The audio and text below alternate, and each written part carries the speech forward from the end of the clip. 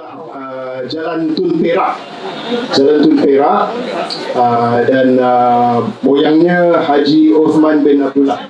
So sedikit sebanyak Tuan Haji akan menyampaikan tajuknya penempatan suku-suku Melayu di Kuala Lumpur dan sekitarnya. Ya. Jadi terima kasih Tuan Haji. Mungkin kita boleh mula dengan Tuan Haji memberi sedikit pengenalan mengenai Tuan Haji sendirilah, ya, regarding yourself. Assalamualaikum warahmatullahi wabarakatuh. Saya Haji Syahril bin Muhammad Kamil. Saya di Kopila dan menetap di Kampung Baru dan Gombak. Ini berkenaan dengan moyang saya Haji Osman bin Abdullah adalah imam di masjid Kampung Rawa, ya? Masjid di Kampung Rawa di Java Street ada. Dan jadi Haji just nak clarify before we proceed, ya. Haji ni orang Mendeling ke, orang Bugis ke, Rawa ke? Boleh Haji terangkan sikit keturunan asal usul orang Haji ni? Asal-usul moyang saya ni Haji Osman bin Abdullah ni berasal daripada Batu Sangkar, Minangkabau sana. Hadir di Orang Bustang ni sebelum Perang Kelang. Ya. Dan orang Minang lah, ya, ya, kata, ya. Dan moyang saya sebelum tu dia telah dilantik sebagai imam sebelum 1880 ada surat petition daripada orang-orang tua di Kuala Lumpur ketika itu. Solat ayat tadi tahun 1880 yang mengatakan yang mereka akan melantik Haji Osman sebagai imam di Kuala Lumpur. Haji Osman ni, kerana Haji Osman ni telah menjadi imam sebelum 1880 lagi. Dalam ayat tu ada dari dulu lagi dia jadi imam. Artinya sebelum 1880, sebelum lebih kurang. Jadi Haji Osman ni dia lahir di mana? Orang ni dari mana? Dia lahir di Batu Sangkar. Batu Sangkar. Dan berhijrah ke Kolang ni kan. Kolang ni Meladi. Jadi yang datang tu dia dan keluarga dia lah, ayah dia, orang tua ke? Ya. Dan sekitar tahun berapa tu rasa-rasanya lah? Sekitar sebelum ketika pemerintahan Sultan Muhammad. Artinya sebelum 1857 dia dah ada di Kuala Lumpur. 18? Sebelum 1857 ketika pemerintahan Sultan Muhammad. Pengganti dia Sultan Abdul Samad 1857. Sebelum tu. Jadi Batu Sangkar ni mana? Sumatera Barat ke di mana kawasan? Sumatera Barat lah. Kawasan Sumatera Barat. Sumatera Barat di Minangkabau lah. Tanah datar. Di situ tanah datar. Penempatan orang Minangkabau lah. Ya. Dia dilantik sebagai imam tu sebab memandangkan ilmuannya sebagai orang alim kan. Orang alim itu. Dan dia pun salah seorang daripada anak murid kepada Syekh Abdullah Al-Khalidi. Syekh Abdullah Minangkabau ni seorang ulama besar, membuat tarikat Naqsyabandiyah Khalidiyah di Batu Sangkar sana sebelum dia berhijrah ke Riau lah. Artinya dia anak murid Syekh Khalidi tu. Jadi Haji boleh tolong terangkan sikit tak tentang masjid ni? Masjid ini terletak di Java Street dengan Masjid Kampung Rawa tu. Jadi kalau hari ni kat mana tu? Dia punya lokasi kat mana tu? Agak-agak. Saya dapat maklumat daripada Tuan Razak Zalubis mengatakan dan pencarian dia tu dan mengatakan di kawasan ni dekat Giansing. Dulu Giansing. Artinya di sekitar tu. Jadi, di Giansing dulu. Sekarang apa? Dekat Sempang Lebuh Ampang dan Jalan Tun Perak lah. Ya, Kan? betul. Jalan tu dinamakan Jalan Java Street kan? Java Street. Nama asalnya. Nama asal. Kemudian dinamakan Mountbatten Street, Mountbatten Road. Ya. Mountbatten Road. Kemudian dalam Raja Lela. Jadi ini betul-betul sebelah stesen Perak. Stesen Perak. apa? Masjid Jami'. Jalan Tun Perak.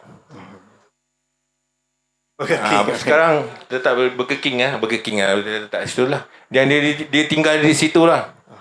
Di situ. Dan makluman dia mengenai Haji Osman ni, moyang saya tu, dia telah hadir di sebelum 1857 lah. Melalui catatan yang ada pada surat yang orang tua buat petition kepada British tu. Jadi boleh Haji ceritakan sikit kait dia dengan Masjid Jami'. Ya, jadi masjid ni nampaknya sebelum Masjid Jami' dibina kan? Masjid di Kampung Rawa. Kampung Baru. Kampung Rawa terletak di situlah sebelum sampai ke Ampang Street tu. So kawasan tu dikenal sebagai Kampung Rawa. Kampung Rawa.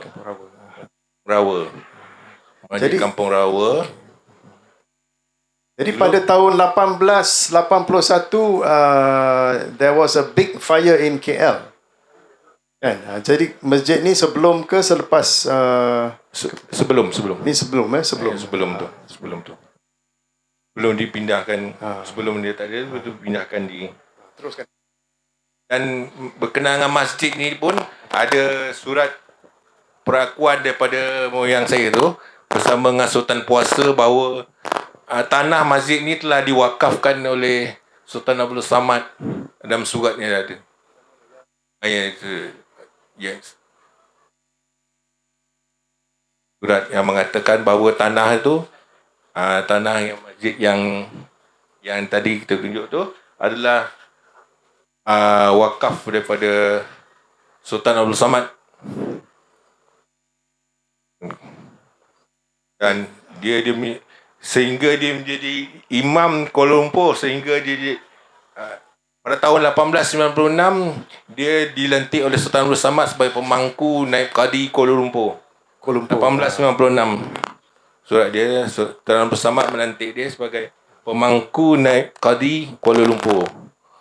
Mula dia imam, lepas tu dia Naib Kadi di Kuala Lumpur dan dia menetap di situ lah. Dia menetap di Java Street tu sehingga sebelum sebelum dipindahkan ke Kampung Rawa tu ke Kampung Baru. Kami sekeluarga pun, keluarga Haji Osman ni pun pindahlah di kawasan Kampung Baru. Kalau tak salah saya, Kampung Baru tu 1890, betul ke?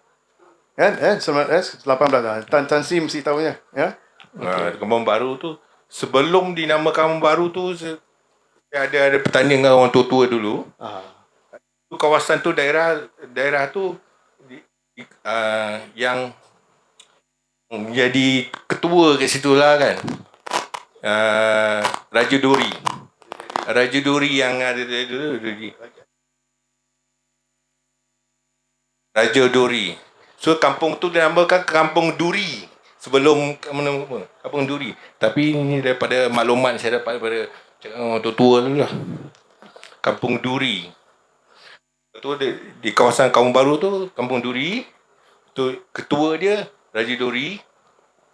Dan di bawah dia lembah bonus tu kan? Lembah bonus tu. Sultan Bonus.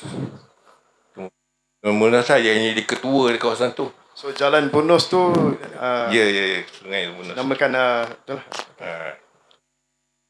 Sultan Bonus tu. Sebelum perpindahan masyarakat yang dekat di Java Street tu ke Kampung Baru.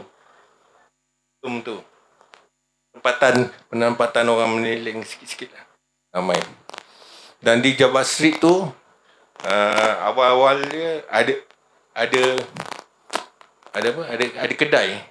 Ada kedai tu yang ada beberapa kedai lah di Java Street tu. Sebelum 1880 salah satu kedai yang besar di situ kedai Haji Abdul Ghani, orang Air Manggis. Orang Bugis. Dia lah berkedai kat situ. Yang punya kedai yang besar kat situ, dia lah sebelum 1880.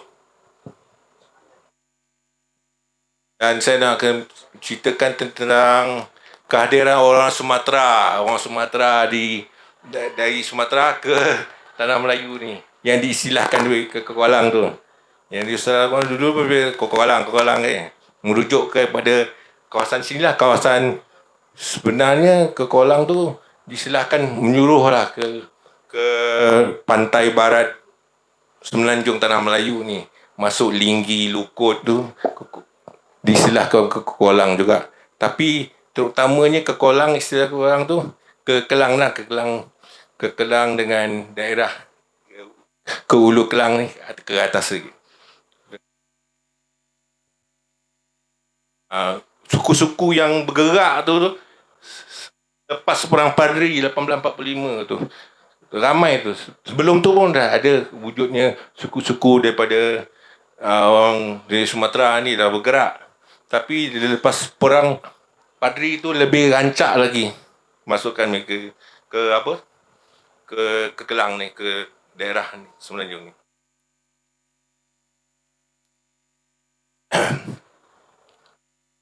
Suku-suku Sumatera ni tak ramai di kawasan Kelang ni sebab kawasan Kelang tu telah diduduki oleh orang Bugis kan.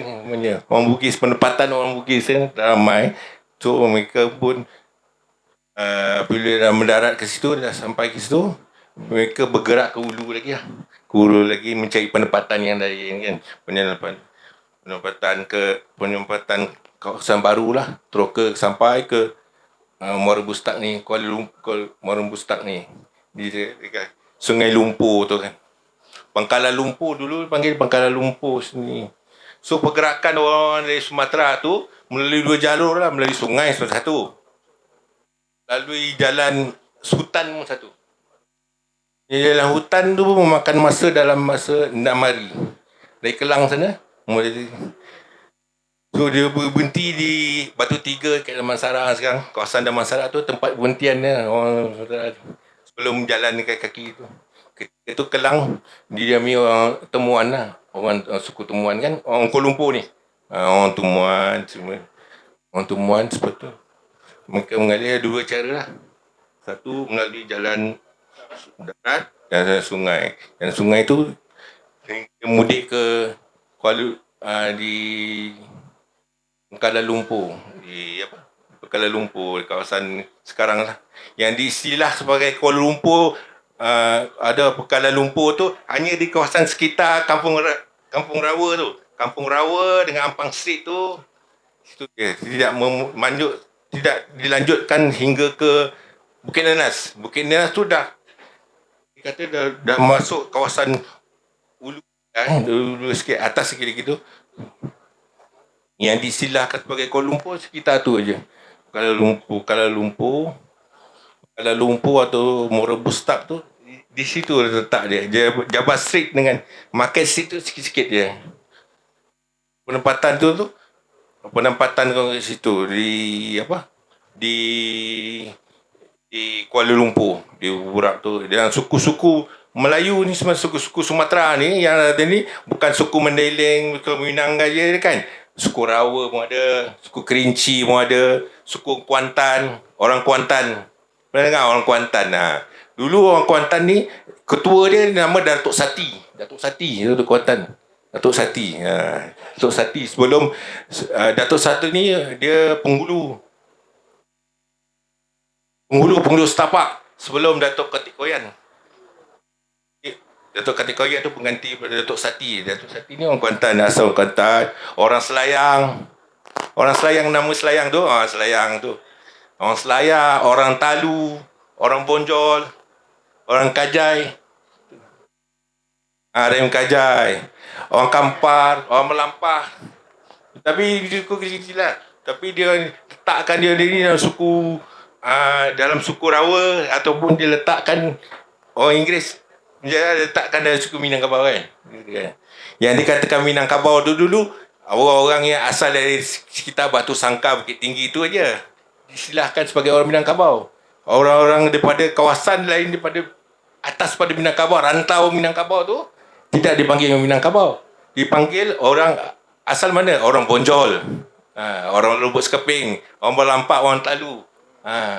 Dikategorikan ke Minangkabau. Itu istilah Minangkabau yang telah diberi oleh Inggeris lah. So, akhir sekali orang yang bangsa akhir sekali yang sampai di apa ni, di daerah Kuala Lumpur ni orang Batang Kapas. Orang Batang Kapas kan. Banyak digombak lah. Dia dah akhir. Orang Batang Kapas, suku Rambah, orang Tambusai pun banyak. Orang Tambusai selepas perang Tuanku Tambusai di Rasah tu, orang dia yang berhijrah tu, ada berhijrah ke daerah Setapak, Gombak, Selayang. Orang Tambusai. So Haji, saya diberitahu Bukit Nanas tu nama asal dia Bukit Gombak, betul ke? Itu yang ada orang kata lah kan. Haji kata kalau Bukit Nanas tu Kuala Lumpur masa tu kecil je lah. Dia di sekitar apa? Ya. Kan? Kawasan dia kecil je lah. Kawasan dia yang lingkungan Java Street tu dengan Kampung tu, dia kata diistilahkan oleh Kuala Lumpur. Yang lain tu luar daripada Kuala Lumpur lah dulu. Bukit Nanas tu, di ketua dia orang menjeling tu Raja Asal. Bila letak di situ. Dan dekat Pudu pun banyak juga orang Melayu situ. Dekat daerah sekarang Pudu lah, daerah Pudu, Lampang, kan. Haji orang Pudu, yang lahir di Pudu ada satu Haji Majid Zainuddin. Dia lahir di Pudu tu. Di Pudu dia orang keturunan orang Bonjol situ. Bonjol ramai di Pudu awal-awal sekali. Ketika masa kaum mendeling semua ada. Baik.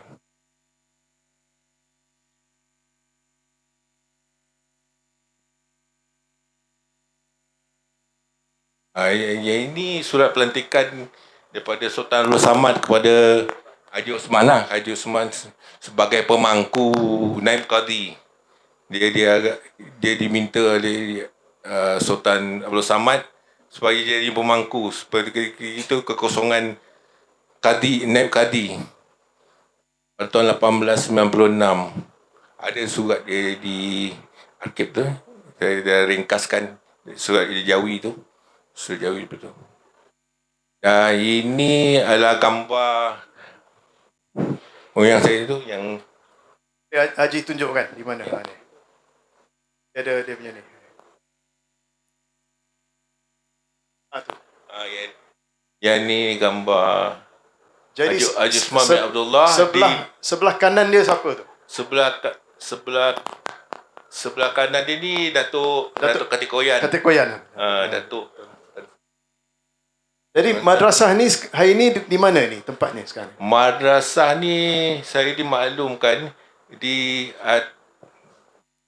berhampiran dengan kawasan UMNO lama belakang. Kelab Sultan Sulaiman lah. Dekat Kelab Sultan Sulaiman di Kampung Baru. Jalan Raja Abdullah. Jalan Raja Abdullah. Ya. Bangunan ni sekarang hari ni tak ada masih ada lagi bangunan ni? Ada. Masya-Allah. Saya tak pasti. Masih ada lagi. Ini madrasah ni Madrasah Syarafiah. Belum dia meninggal lah pada tahun 1918. Dia meninggal. Ini gambar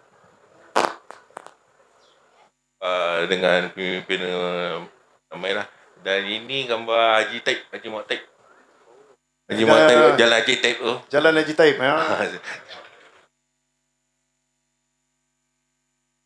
Dan dia kembali ke rahmatullah pada tahun 1918, dikebumikan di Ampang lah, berhampiran dengan kubu makam Sultan Puasa di sebelah dengan Sultan Puasa. Ini di tanah perkuburan Ampang lah. Ya, perkuburan Ampang.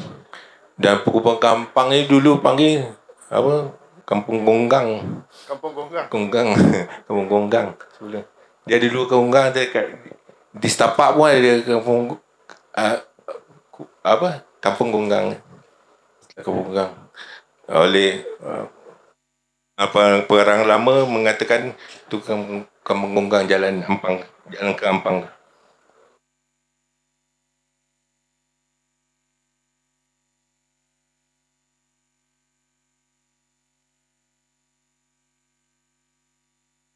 Itu makluman lah tentang Kuala Lumpur tu, sekitar tu sebenarnya kawasan dia meliputi kalau yang jauh lagi Bukit Nanas tu dah masuk. Dulu penafsiran tentang Kuala Lumpur tu, Bukit Nanas tu tak termasuk Kuala Lumpur juga. Gila, sebelum perang tu, sebelum perang Selangor.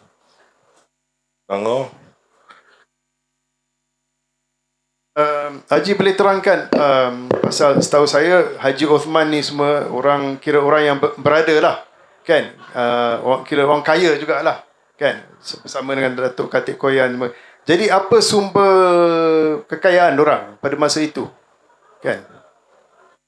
Dalam catatan Haji Abdullah Hukum berkenan pada masa dulu ini sebelum 1880, menurut Haji Abdullah Hukum, Haji Osman ni salah seorang yang terkaya di Kuala Lumpur lah, bersama-sama dengan Haji Abdul Samad, Datuk Koyan. Yang ramai sekali yang kaya ketika di Kuala Lumpur itu adalah suku daripada suku Minangkabau. Dan dia, saya dimaklumkan dia punya hasil pendapatannya lah, daripada jualan kain. Bukan timah, Jualan kain dan timah. Jualan kain. Sebab dia ada kedai di sekitar tu.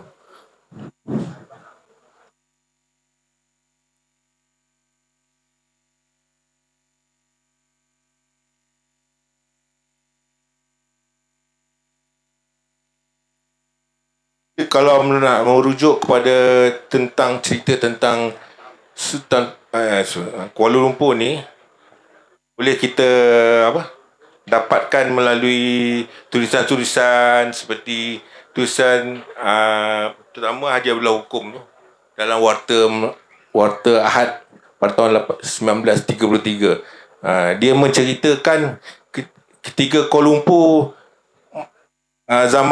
sebelum zaman Inggeris lagi, sebelum 1885, pentadbiran Kuala Lumpur tu diserahkan kepada Inggeris.